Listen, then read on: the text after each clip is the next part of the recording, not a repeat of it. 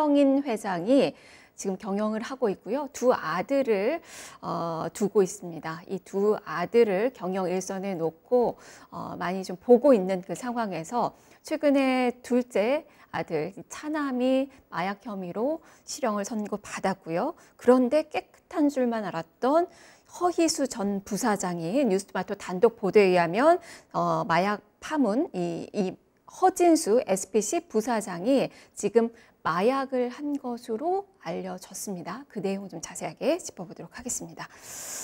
최 부장님, 이게 형제가 다 마약을 한 거예요? 그렇습니다. 네, 이 사건 좀 살펴주세요. 지난 2018년이죠. 허희수 그 차남, SPC의 차남 허희수 전 부사장이 마약 사건을 입건돼서 기소됐고 네. 집행유예를 선고받고 풀려났죠. 네. 이 사건 전에 그 장남인 허진수 현 부사장이 2003년에 마약 사범으로 기소됐다가 벌금형을 확정받은 사실이 이제 새롭게 드러난 겁니다. 네. 특히 이제 허 부사장이 처벌받은 것은 크게 두 가지로 나눌 수가 있는데 처음엔 단독 범행, 네. 혼자 범행한 거죠. 네. 그리고 다른 사람과 함께 대마를 흡연한 것.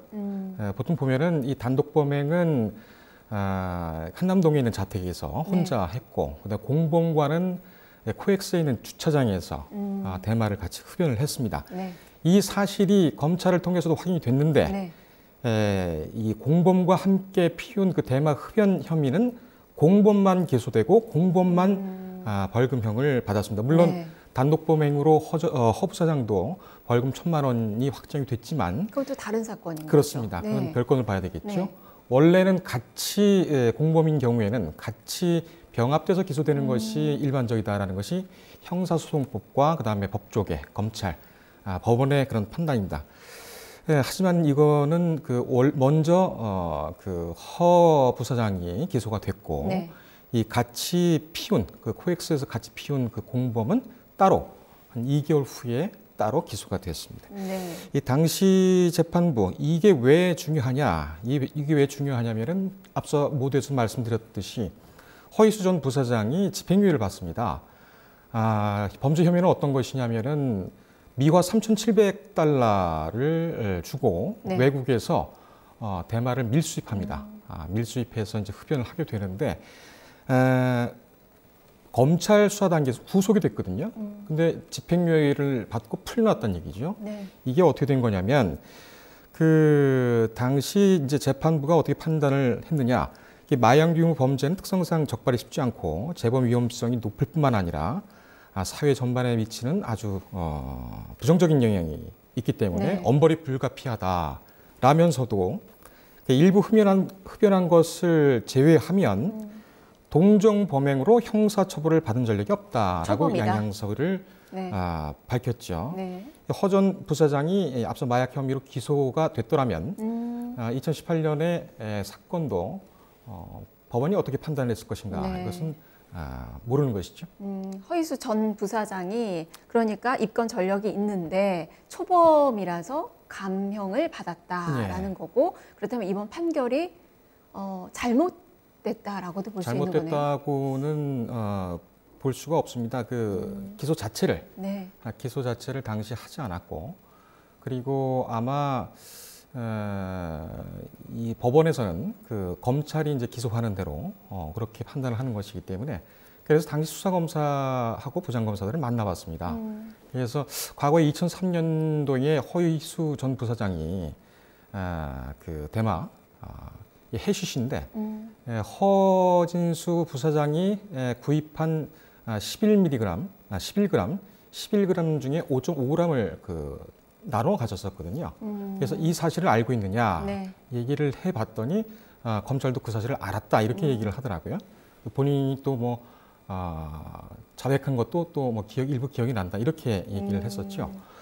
하지만은 그때 왜 기소유예를 그 공소사실에 넣지 않았느냐 이 부분에 대해서는 그 대마 흡연보다는 이 3,700달러를 주고 대마를 밀수입한 것이 더 중한 죄이기 때문에 그 죄에 대해서 수사를 하기 위해서 우리는 거기에 초점을 맞추고 있었다.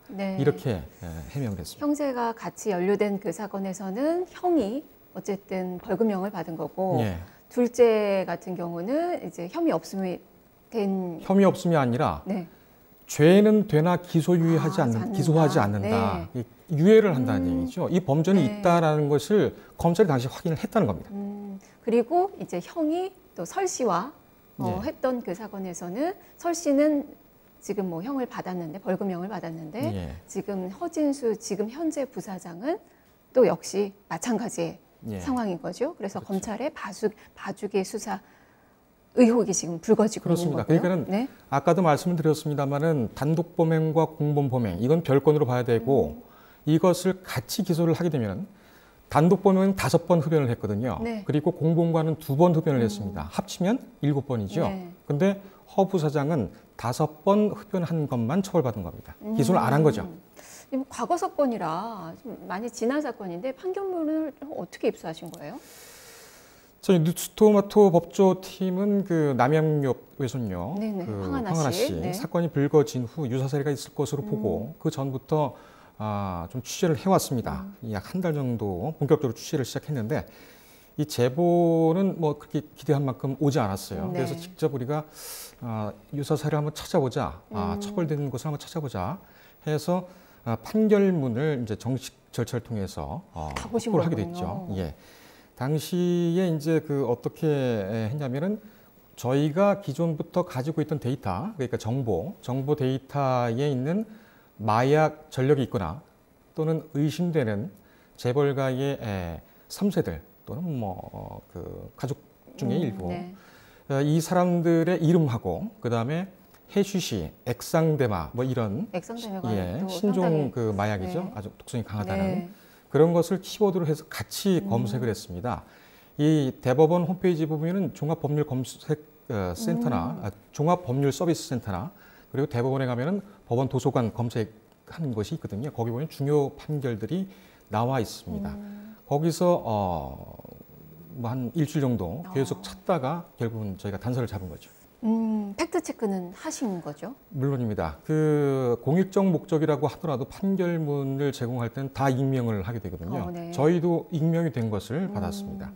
그래서 저희가 가지고 있는 기본 정보와 그다음에 판결문에 나와 있는 시간 및 장소 아주 제한적입니다만 네. 다 가리고 나옵니다만 그것을 저희가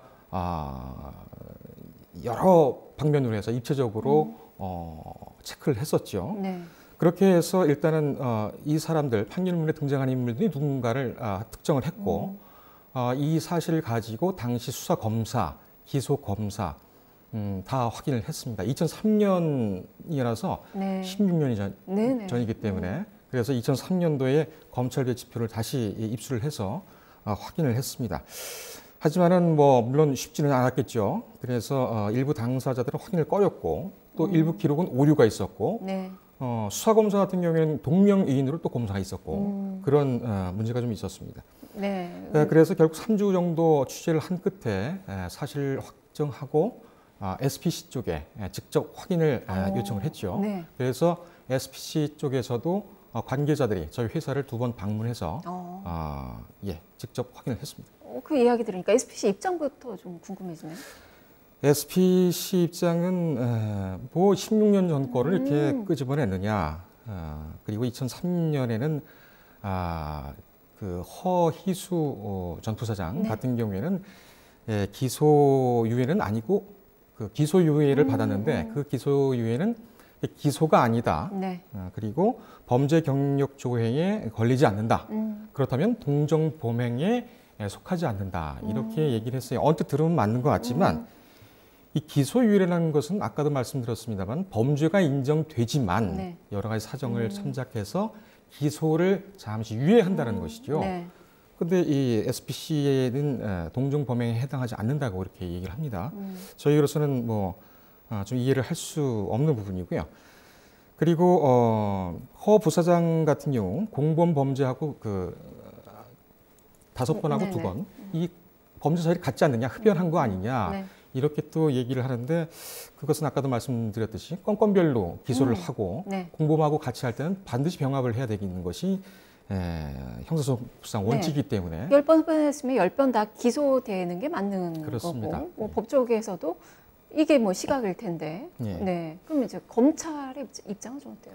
검찰은 지난해에 허희수 전 부사장을 기소한 서울중앙지검의 네. 담당 형사부를 직접 만나지는 못했고 전화로 해가지고 수차례 확인을 했습니다. 그때도 아까도 모두에도 말씀드렸습니다만 허 전 부사장이 2003년도에 형으로부터 대마 해시씨였죠. 네. 5.5g을 받아서 수취를 했었다. 그래서 입건이 됐었다. 네. 그리고 당시 검찰이 확인을 하고 기소를 유예했다. 이렇게 했었고, 그리고 당시에 그 사건을 왜 공소사실에다 넣지 않았느냐, 이 부분에 대해서는 우리는 그때 그 대마 밀수입 3,700달러라는 돈을 주고 네. 상당한 양의 그 대마를 밀수했기 때문에 거기에 수사에 초점을 두고 있었다라고 해명을 했습니다. 그리고 정확한 얘기는 또 하지 않더군요. 다 오래됐으니까 좀 덮자라는 네. 그 분위기가 좀 있을 것 같아요. 이제 문제는 또 SBC 그룹의 승계 구도입니다. 사실 이제 허희수 전 부사장이 사실 그 햄버거잖아요, 쉐이크쉑. 네. 그거 한국으로 들여오면서 상당히 경영 능력을 좀 인정을 받고 있었거든요. 네. 그런데 이렇게 뭐 실형을 선고받으면서 집행유예가 되면서 이제 장남 구도로 이제 승계 구도가 굳혀지는구나 했거든요. 예. 예. 그런데 지금 장남까지도 이게 깨끗하지 않다는 거예요. 예. 그러면 이제 승계가 어떻게 되는 거예요? 승계 구도는 글쎄요, 뭐 SBC 쪽에서 결정을 해야 될 네. 문제겠죠. 그리고 그쪽에서 주장하는 바와 같이 16년 전 일이기 때문에 당시 이후에 범죄가 또 없었다면 네. 사실 공소시효도 끝나는 그런 상황인 겁니다. 그러나 만약에 이 외에 우리 그 뉴스토마토 법조팀의 기사가 시발점이 돼서 또 밝혀지고 네. 이렇게 된다면은 뭐 가정적이긴 합니다만 경영이 어렵게 되는 경우도 네. 있을 수가 있겠고, 그렇게 되면은 뭐 한진이나 금호 여기와 같이 또 전문 경영인이 도입되는 그런 가능성도 뭐 없지 않다고 볼 수가 네. 있겠습니다. 승계 문제가 이제 도마 위로 오를 가능성도 있어 보이네요. 내용 좀 봐야 될 것 같습니다. 말씀 잘 들었습니다. 네, 지금까지 사회부 최기철 부장과 함께했습니다. 봐주기 수사 논란이 지금 뭐 재계 쪽으로 많이 좀 불거지고 있는 그 상황입니다. 노블리스 오블리주라는 말이 있죠. 이 사실 법 앞에서는 평등해야 되지만 이런 부분을 적용한다면 이분들에게는 조금 더 엄격한 그 수사의 잣대가 좀 적용이 돼서 더 큰 그런 가중치를